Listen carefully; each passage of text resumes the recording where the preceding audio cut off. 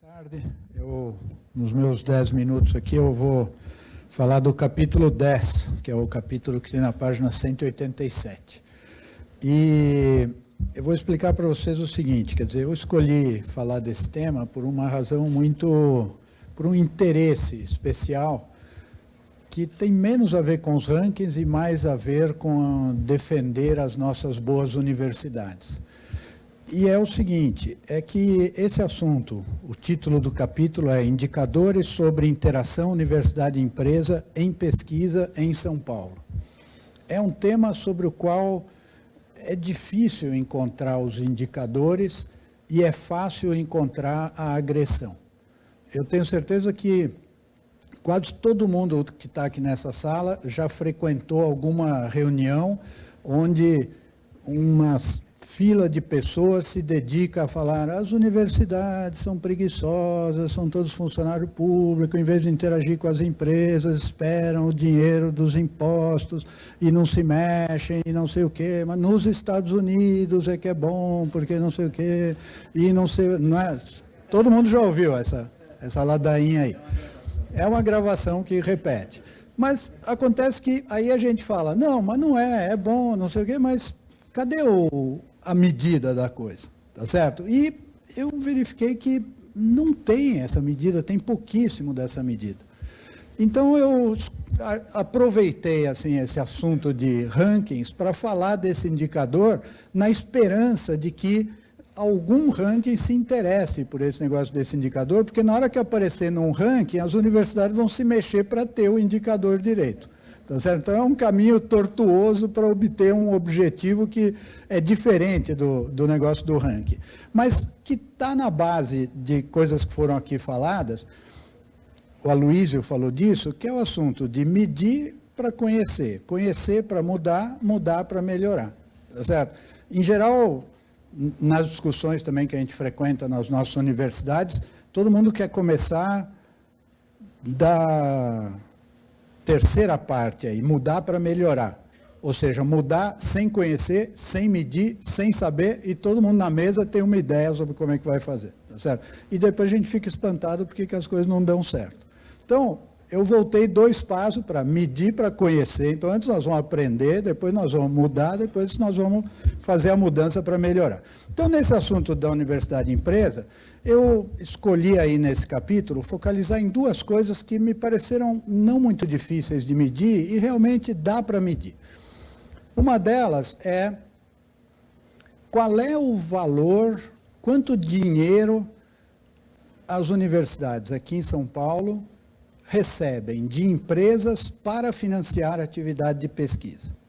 É para financiar a atividade de pesquisa, não é dinheiro que ganha para cortar a grama, para pintar a fachada do museu e etc. É para fazer atividade de pesquisa. É um tipo específico de contrato que todas as boas universidades do mundo medem isso, certo? As nossas nem tanto, mas as mundiais medem, tem esse número anualmente, é um indicador de sucesso ou de insucesso da instituição. Então, eu escolhi olhar para esse número e encontrei uma coisa surpreendente, que é o que está na figura, que está na página 193 do livro. Que é assim, eu consegui achar os dados para a Unicamp e para a USP. Quanto dinheiro em cada ano gastou e que foi dinheiro que veio das empresas, de contratos com empresas, e gastou para a pesquisa, tá certo? E aí fiz outra conta que é mais fácil de fazer, que é quanto dinheiro essas universidades gastaram naqueles anos com dinheiro que veio da FAPESP, do CNPq, da CAPES e da FINEP, que são os 4 maiores financiadores públicos tá certo? Chamados agências de financiamento. E aí eu fiz a seguinte coisa, consegui também esse número para uma universidade que todo mundo fala que é o modelo do mundo aí, que é o MIT, tá certo? E peguei também para a Universidade da Califórnia em Berkeley e a Universidade da Califórnia em Davis. E aí fiz a seguinte conta, dinheiro das empresas dividido por dinheiro das empresas mais dinheiro das agências governamentais, que é uma medida de quanto você capta de empresa em comparação com o total que financiou a pesquisa naquele lugar. Bom, vejam aí a figura que tem na página 193. De 2007, de 2006 até 2012, a Unicamp e a USP tinham um percentual maior ou igual ao do MIT. Então, por que as pessoas agridem essas universidades e falam que elas não são capazes de contratar e de interagir com as empresas? Tá certo? Porque o MIT é mais ou menos o padrão ouro disso aí no mundo. Se você olhar mais para baixo no gráfico, tem misturado ali, tem a Universidade da Califórnia em Berkeley e mais embaixo, numa linha cinza, tem a Universidade da Califórnia em Davis, num valor mais ou menos 1/3 do valor da USP e da Unicamp. Então, esse número aqui indica que nós não temos por que nos envergonhar da performance dessas universidades, pelo menos a Unicamp e a USP, sobre interagir com empresas. Essa foi a primeira conclusão. A segunda conclusão, que generaliza isso, essa figura, é o que está na figura da página 194, onde eu botei um ranking ali de... o ranking brito, esse não é o Xangai nem nada, tá certo? É o ranking das universidades que eu peguei lá na lista dos americanos e pus a USP e a Unicamp junto, tá certo? E aí você vai ver que a Unicamp, nesse mesmo percentual aí, medindo empresa sobre empresa mais agências, a Unicamp fica em 1, 2, 3, 4, 5, em 6º lugar, se fosse nos Estados Unidos. E a USP fica em 7º lugar. Quer dizer, de novo, não tem razão para agredir essas universidades, tá certo? Pode ser que as pessoas falem, as universidades no Brasil, mas eles, de certo, estão pensando em outras, que não é a USP e a Unicamp. Então, a gente precisa saber isso, e as universidades precisam falar disso e contar esse número todo ano para tirarem isso aí da pauta das agressões e pôr na pauta de coisas boas que a universidade faz, pelas quais ela deve ser reconhecida. Bom, então isso é um indicador de esforço. E o outro indicador que eu fui olhar, eu pensei, bom, o que eu posso achar de indicador de resultado dessa interação? Esse aí é mais difícil, porque você teria que ver se a empresa fala que deu certo ou que não deu, mas você supõe que se a empresa volta, está dando certo, né? Mas é meio implícito isso. Mas eu achei um jeito, que é assim, contar quantos artigos científicos tem autores da universidade e da empresa. Quer dizer, você vai lá no enderecinho dos autores e vê, tem um endereço da USP, tem um endereço de alguma empresa em algum lugar do mundo, significa que as ideias que estão nesse artigo foram ideias criadas por gente da USP trabalhando junto com gente das empresas. Tá certo? É uma medida restritiva, porque é diferente de aceitar a ideia de que a empresa não faz pesquisa nenhuma, só tem advogado e contador, e contrata a USP para fazer uma coisa e entregar um relatório. É diferente, eu estou falando de fazer a coisa junto, de ter a ideia junto, tá certo? E aí eu encontrei essa figura que está na página 196, que mostra como é que esse número aí vai crescendo de ano para ano, incessantemente, tá certo? Chegando num percentual que atualmente está perto de 3% do total dos artigos científicos que as universidades aqui em São Paulo fazem, que tem um coautor em alguma empresa, em algum lugar do mundo. Tá? E aí tem uma outra figura que compara isso aí das universidades daqui com as universidades americanas. E você vai ver que saem percentuais surpreendentemente meio parecidos, tá certo?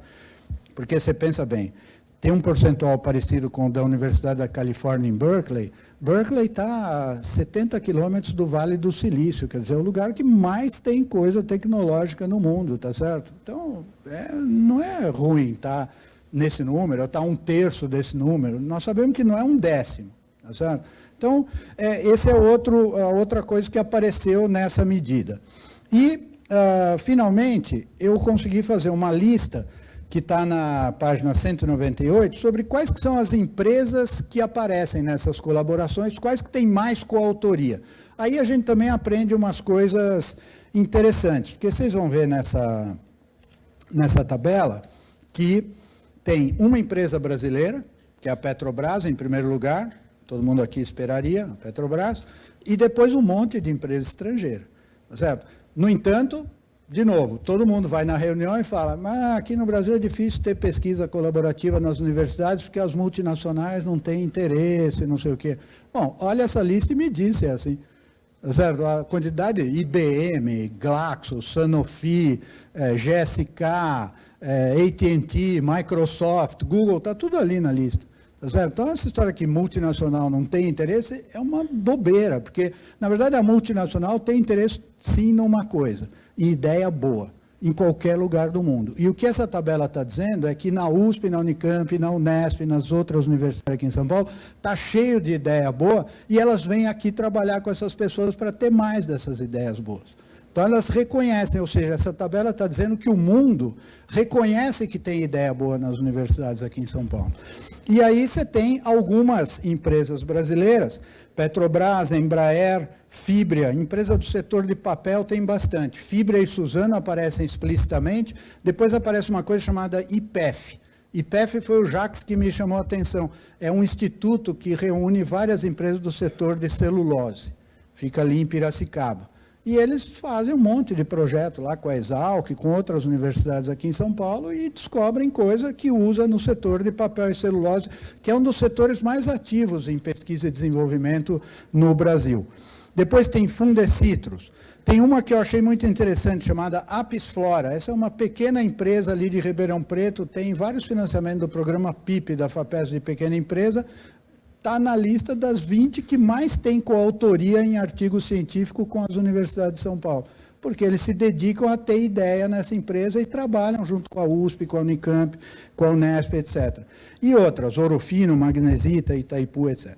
Eu vou terminar querendo reforçar para vocês o seguinte, primeiro, esses dados aqui mostram que a gente precisa inverter essa disputa aí, não podemos aceitar quieto que as universidades no Brasil não se esforçam, não sei o quê. Toda vez que alguém fala isso, a gente tem que dizer, olha, as do Brasil nós não sabemos, mas a USP, a Unicamp, a Unesp, a UFSCar, a Unifesp fazem bastante, tem um monte de artigo em coautoria, e da USP e da Unicamp nós sabemos que tem um monte de dinheiro que é comparável com qualquer boa universidade do mundo.